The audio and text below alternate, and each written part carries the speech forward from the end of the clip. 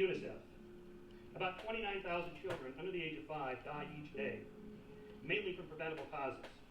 That's 21 dead children every minute, 10.6 million a year. That's the equivalent of a Holocaust every year. More than 70% of these 10.6 million children deaths every year are attributable to 6 causes: diarrhea, malaria, neonatal infection, pneumonia, preterm delivery, or lack of oxygen at birth. Science's response is, well, give them those things. Religion's response is, those are part of God's plan. Really? What kind of plan is that? What kind of God, who's all-powerful and all-good, would not stop that?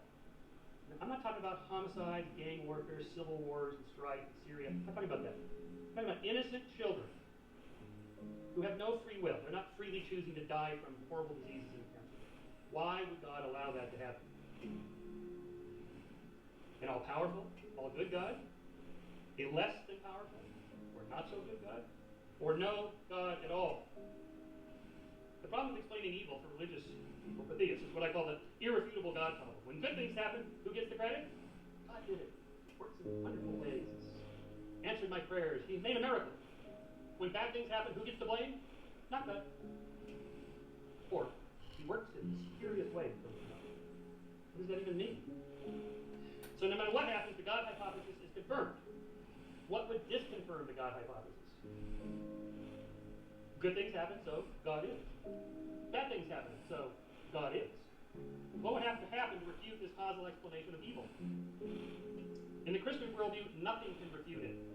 It's irrefutable. It's a simple assertion. It's true by asserting, I hereby say it's true. And that which can be asserted without evidence can be dismissed without evidence. The solution to this evil, we are told, is to accept the sacrifice of the deity, which exonerates you from anything you did in your life, no matter how evil it might have been. Just think about that. You could be a serial killer on death row in Texas and find Jesus. This happens, though. As it happens, I've read all 414 final statements of the executed prisoners in the state of Texas for a research project I did.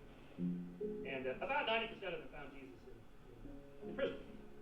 Not surprisingly, there's a big Christian ministry. Are we to believe that these men, if they accept Jesus at the last moment, after the brutal crimes that they committed, they get to go? And Jews don't? Muslims don't? Native Americans never heard of Jesus before Europeans came? They don't get to go? What about the 100 billion people that lived before us? Before Jesus, it was about 90 billion. They don't get to go? Yeah. Just wake up to that. They didn't accept Jesus. This makes Christianity something of a cult of human sacrifice, but instead of the sacrifice of children, or beasts of burden as practiced by primitive religions, it's the updated 2.0 version. The sacrifice of one child, the Son of God. This brings up my last point, my opening statement. So, David, I presume you are a monotheist. Mr. Monotheist. God is omniscient, omnipotent, omnipresent, omnibenevolent, and so forth. We were created sinless because God gave us free will. And Adam and Eve chose to eat from the tree of knowledge and so forth. We're born with original sin. And first of all, this goes against all Western jurisprudence. You are responsible for your own sins, not anybody else's. And you are beholden and should be sorry to the people you harmed, not somebody else. Still, God could just forgive the sin we never committed, but instead he sacrificed his son Jesus, who is actually just himself in the flesh, because Christians are monotheists. So this violates the law of identity. A is A. A cannot be non-A at the same time. So the only way to avoid eternal punishment for sins we never committed from this all-loving God is to accept his son, who is actually himself, as our Savior. So my final sentence. So God sacrificed himself to himself to save us from himself. This is barking mad. Where do we get our morals from?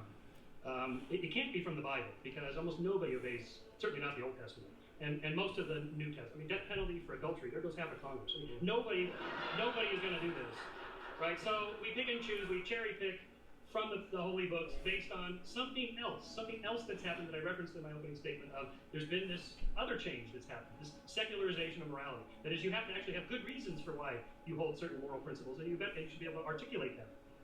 And so that's been the change here. So even if you and I both listen to the still small voice within to decide what's right or wrong, Dinesh, I'm claiming you're not getting it from the Bible, and I'm not either. We're getting it from somewhere else. I think we've evolved this propensity to have moral emotions, and then culture tweaks them, and they're getting progressively more moral. But like a popular thing at Skeptic Magazine is psychics and people that can telekinetically move objects with their mind or so on. And there's an example of this where there's a man who can move the cursor on his computer just by thinking about it. Now, it turns out he's a quadriplegic and he has a chip in his brain that enables him to do this. But if you don't know about the chip, it looks like a miracle. Once you know the technology, it's no longer miraculous. This is Arthur C. Clarke's third law. Any sufficiently advanced technology is indistinguishable from magic. I contend that there's no such thing as the supernatural or the paranormal. There's just the natural, the normal, and the stuff we haven't explained yet. And when something unusual like that happens, we should go searching for the mechanism behind it. Is there a chip in the brain? So if it's true that, say, God heals cancers or whatever due to prayer, this should be a measurable thing. Yes, there you go, everybody.